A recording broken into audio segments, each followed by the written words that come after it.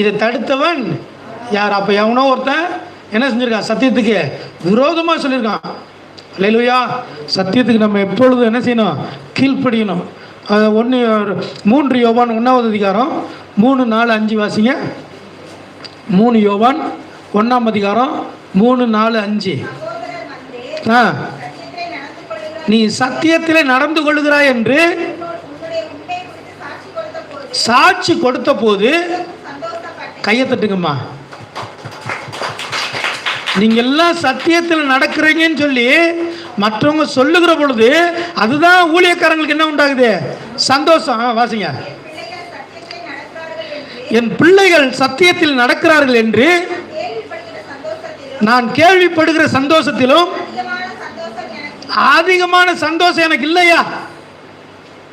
2010 இருந்து இன்னைக்கு 2026, 16 வருஷம் இந்த சத்தியத்தை நான் போதிச்சிருக்கிறேன்.